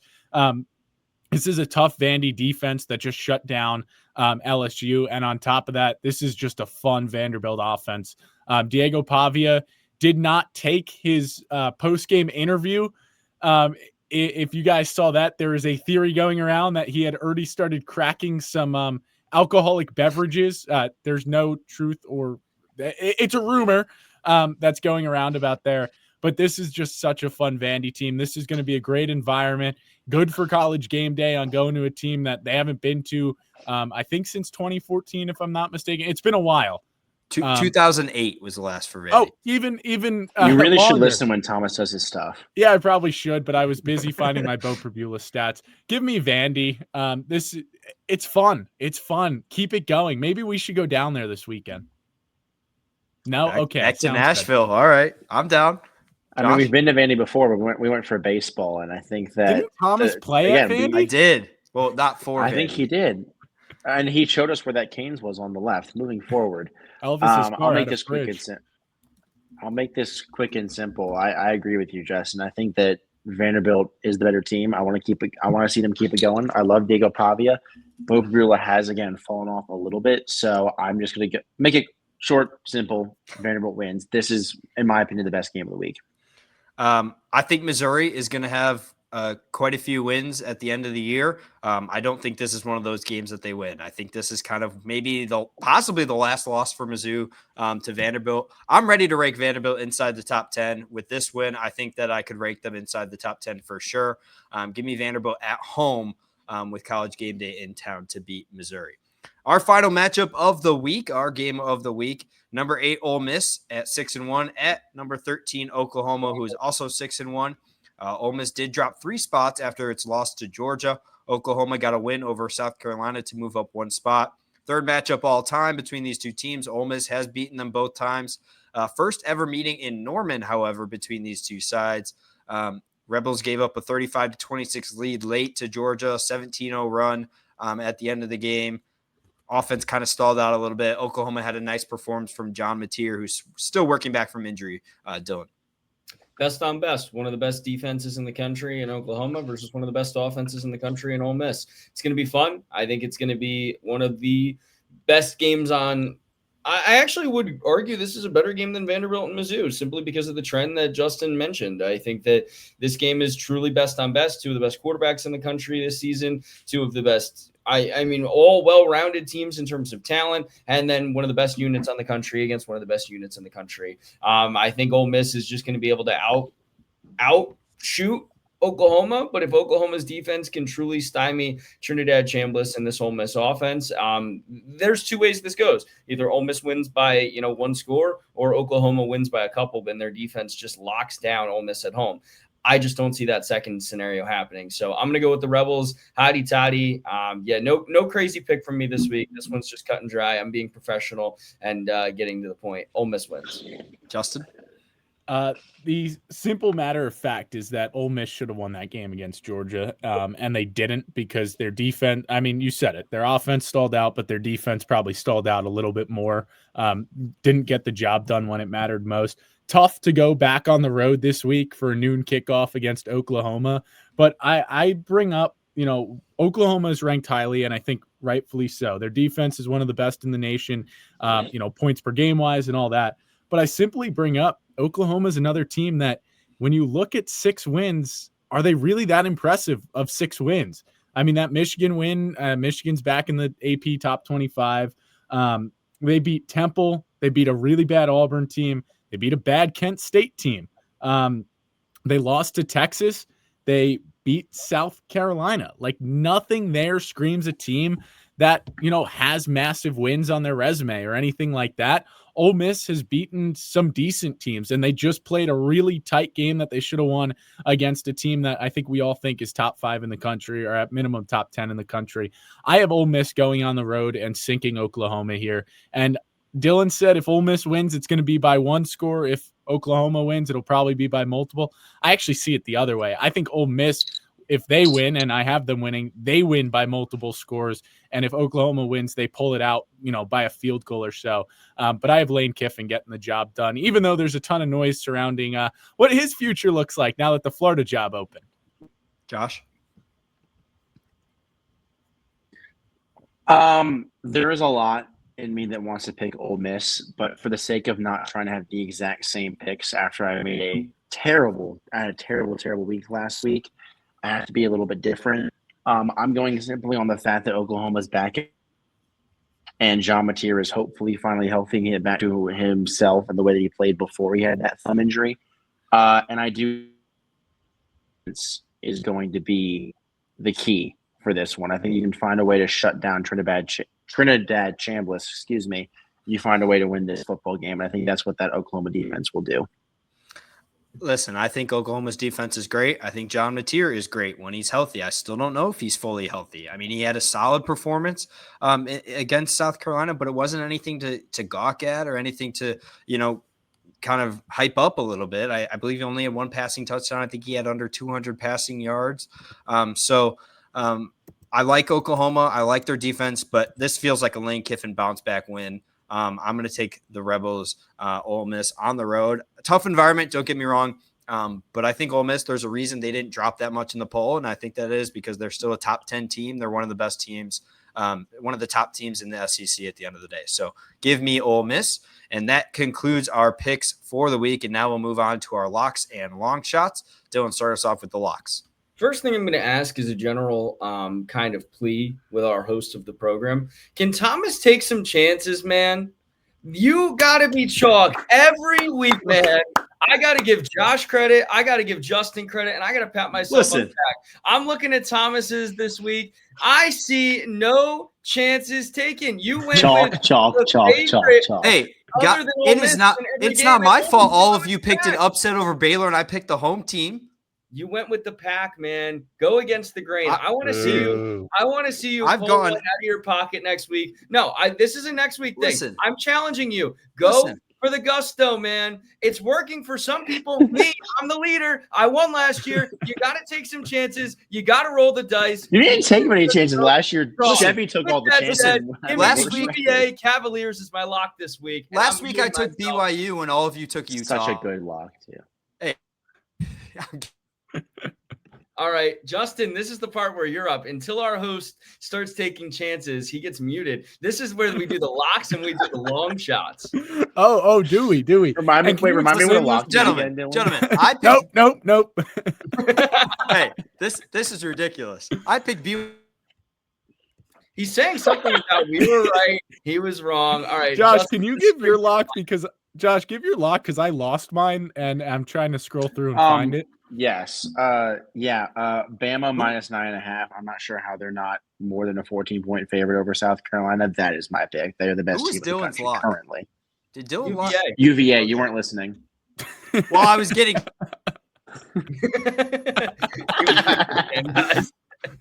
Oh, I still can't find it. Justin, your turn. I'm just gonna have to find the next what's it called because I lost my lock still. Next lock. Can I pick Oregon -33.5? No, I'm just kidding. No. It's a joke, guys. They'd have to cover that completely for you to get the point, sure. Yeah. I know. Give me Tennessee favored at Kentucky minus 9.5? Yep. Sure, good pick. Thanks. Bowling Green -8.5. Long shot. Sorry, did you say something? I'm going to go. I've gone back and forth on this one simply for the fact that I wanted to say Dali, and this one is in Pitbull Stadium. Mr. Worldwide 305. We don't talk enough about Mr. 305 and the bald caps out there at Pitbull Stadium. Just really wanted to say Pitbull Stadium a couple more times, all for the fact that I'm not even going to take FIU as my long shot. I'm going to go for Colorado State, and I'm going to go for the interim coach bump, and I'm going to go with them. The wrong Norvell. All the FSU fans saying the wrong Norvell was fired was cracking me up this week. I'm going to go here with a team that nicely gave a kick to Matt Rule out of the Penn State coaching search after they upset Nebraska this past week. I think they do the same against Iowa. I don't know why this is a 9.5-point line here for Minnesota. I know it's at Iowa. I know Kinnick's a tough place to play, but this Iowa team isn't necessarily that special. And this is a Minnesota team that just had success against, Dylan Raiola and a really decent, I wasn't ever high on Nebraska like Dylan, but a really decent Nebraska team. And Minnesota came away with that win. I think they have the chance to do it again. I nearly changed up and put A&M as my pick and then LSU as my long shot, so I got the point either way. But no, I'm a man of integrity. I'm a man that takes chances, unlike Thomas, and I am going with Minnesota for the upset here. You and your half man of integrity, but adds himself a half a point because you guys told me I could have one. I like the Minnesota pick. Ski Umaz. I hear that at least 3 times a week. Row your boat. Here. Isn't that how it goes? But hey, Iowa's a good team. If you heard their beat reporters, that last week's win against Penn State was the biggest one in 4 years. So watch out. Mind you, in the last really 4 simple, years, they beat Penn State, a number 4 ranked Penn State team. Without a quarterback again, too, but whatever. And their best pass rusher, but whatever. Yeah. Moving forward. I love picking Cal. They haven't left me down yet. They are somehow not favored. Yeah, I know going on the road to play at Virginia Tech is tough because Enter Sandman, but you can't win games just based off your entrance, as both Penn State and Virginia Tech have learned this year. So Cal's going to win big on the road. That's my long shot. Thomas, this Go is Hokies. You have to take a chance, and then we call this the long WVU shot. plus 14.5 versus TCU. That's a waste of a shot. 14.5. You guys all took 8.5, 6.5. So safe with his locks that he's been wrong. He's gotten his locks wrong. That's fine. How safe he's been. I've gotten the locks wrong. I'm making my picks right. Wait, why am I getting slandered? It's the one part of the show where we force Thomas to take a chance. It's called the long shot. I figured it out, folks. I figured it out. I'm going to do some research because I picked BYU last week. I know I picked Arizona State at one point. I think that's the show, folks. Thanks for tuning in for this week's episode of Locks and Long Shots. You can follow us on Spotify, Apple Podcasts, wherever you listen to podcasts, or check us out on YouTube and subscribe. Hit that like button. Show us that you loved the hour and 40 plus episode. Take a shot and like it. Don't Take be a long afraid. shot and lock that episode like button. All right. Anyways, we'll get out of here. This has been another Locks and Long Shots. Thomas, anything to say? Oops. Oh, no, we can't show that on air. All right. Have a great rest of your week, everybody.